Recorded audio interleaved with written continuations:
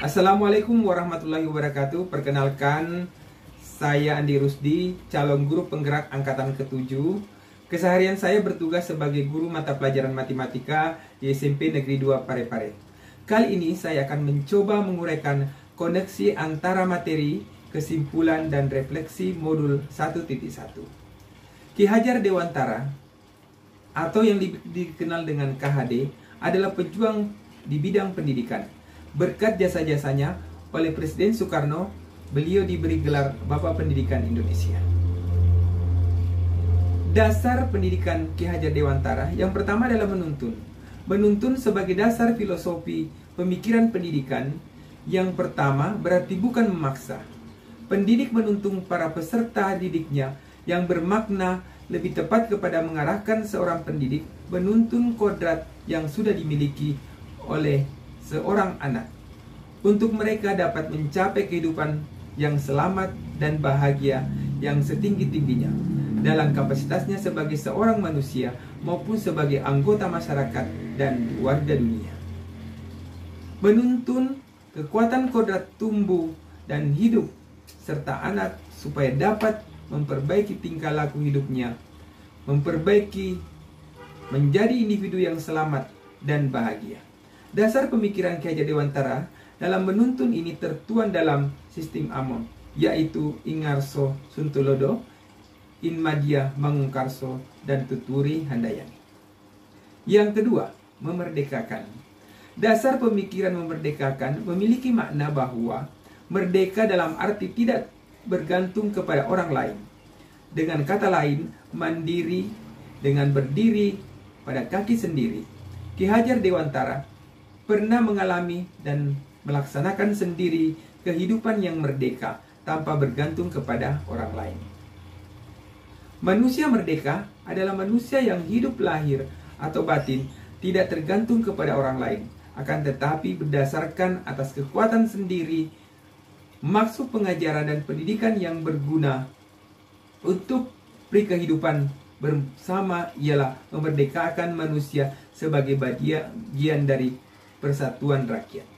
Ki Hajar Dewantara menjelaskan bahwa dasar pendidikan anak berhubungan dengan kodrat alam dan kodrat zaman. Kodrat alam berkaitan dengan sifat dan bentuk lingkungan di mana anak berada. Sedangkan kodrat zaman berkaitan dengan isi dan irama. Ki Hajar Dewantara mengingatkan pendidik bahwa pendidikan anak sejatinya menuntun anak mencapai kodratnya sesuai dengan alam dan zamannya.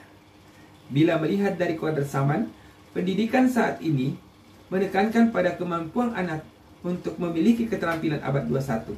Sedangkan dalam memaknai kodrat alam, makna kontekstual lokal, sosial budaya murid. Yang ketiga, pendidikan bersifat berpihak kepada anak. Dulu kecenderungan sebuah proses pembelajaran itu berpusat pada guru.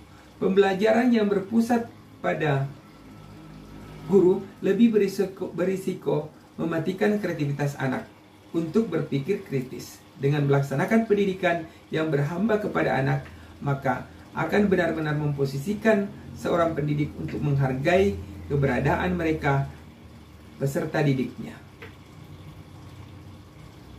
Pendidik dapat mendengarkan mereka, memberi mereka dengan ikhlas sesuai dengan kebutuhannya, bukan memaksa mereka untuk mengikuti yang pendidik mau.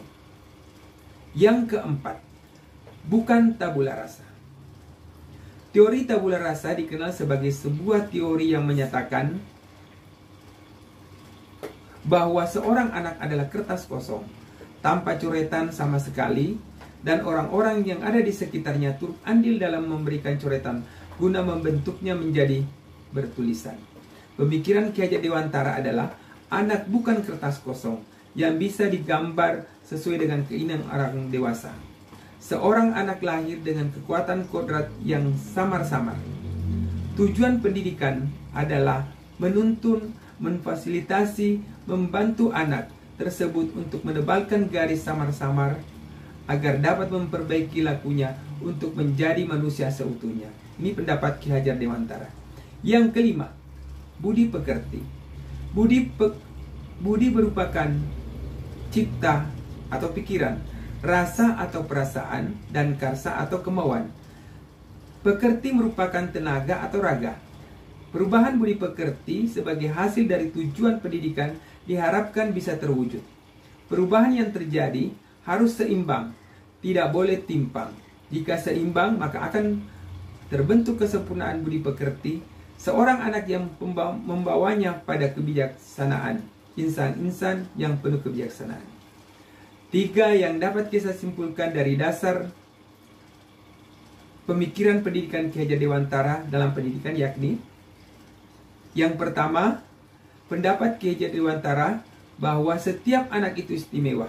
Ki Hajar Dewantara menjelaskan bahwa anak bukanlah selembar kertas kosong. Seorang anak memiliki kodratnya masing-masing, tidak dapat diubah oleh pendidik. Seorang pendidik hanya bisa mengarahkan tumbuh kembangnya kodrat yang dimiliki anak tersebut. Yang kedua, belajar bukanlah sebuah proses memasukkan pengetahuan kepada dalam diri seorang anak. Belajar merupakan proses terbentuknya pengetahuan dan konstruksinya. Sebuah pemahaman Ki Hajar Dewantara sering menggunakan metafora tumbuhan untuk dapat melukiskan proses belajar yang dialami oleh seorang anak. Jadi belajar bukanlah sebuah proses menanamkan pengetahuan, tetapi proses menumbuhkan potensi anak. Seorang pendidik tidak dapat mengubah kodrat anak. Pendidik hanya dapat mengarahkan tumbuhnya kodrat tersebut. Yang ketiga, Ki Hajar Dewantara menekankan betapa pentingnya peran keluarga dalam pendidikan. Seorang anak, keluarga merupakan pusat pendidikan. Orang tua mungkin dapat saja mendelegasikan pengajaran pada ahlinya, tetapi proses pendidikan anak merupakan tanggung jawab utama orang tua.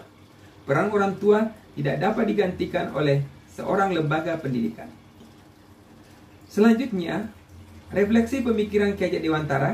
Yang pertama, apa yang saya percaya tentang murid dan pembelajaran di kelas sebelum saya mempelajari modul ini. Yang pertama adalah dominasi guru dalam pembelajaran, atau yang dikenal dengan teacher center. Yang kedua, pembelajaran akan berhasil jika 85% siswa sudah menguasai materi yang diberikan oleh guru. Yang ketiga adalah minat dan motivasi belajar siswa rendah. Kemudian yang kedua, apa yang berubah dari pemikiran atau perilaku Anda setelah mempelajari modul ini?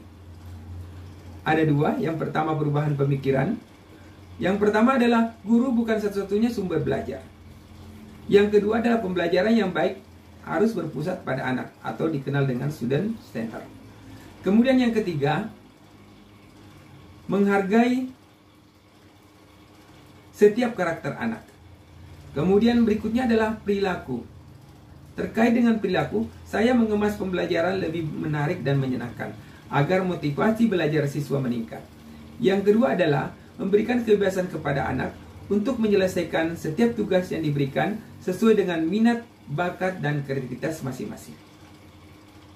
Lebih cermat melihat bakat anak atau menuntun sesuai dengan kodratnya. Kemudian yang ketiga, apa yang dapat segera Anda terapkan lebih baik agar kelas Anda mencerminkan pemikiran Ki Hajar Dewantara? Yang pertama adalah merancang pembelajaran yang interaktif dan menyenangkan sesuai dengan pola dan gaya belajar mereka. Kemudian yang kedua adalah senantiasa membudayakan kearifan lokal pada kegiatan pembelajaran di kelas. Kemudian yang ketiga adalah pembelajaran yang sesuai dengan kodrat alam dan kodrat zaman. Kemudian yang keempat, mengintegrasikan permainan dalam pembelajaran. Selanjutnya, melatih kecakapan abad 21 kepada siswa, yaitu critical thinking atau berpikir kritis, skill atau kreativitas. Kemudian yang ketiga adalah komunikasi skill atau berkomunikasi. Sedangkan yang keempat adalah kolaborasi skill atau kolaborasi. Kemudian selanjutnya menerapkan konsep merdeka belajar dengan mengintegrasikan setiap pembelajaran dengan penerapan profil pelajar Pancasila. Kemudian selanjutnya adalah menerapkan sistem Among atau pendidikan yang menuntun bukan menuntut atau menggurui. Sebagai kesimpulan, yang pertama adalah pendidikan adalah menuntun anak sesuai dengan minat dan bakatnya. Kemudian yang kedua adalah pendidikan bukan hanya sekedar kemampuan kognitif saja, namun perlu penanaman budi pekerti yang baik. Kemudian selanjutnya adalah pendidikan sejatinya berpihak kepada anak. Ya. Terima kasih atas kesimpulan yang kami paparkan. Terima kasih. Assalamualaikum warahmatullahi wabarakatuh.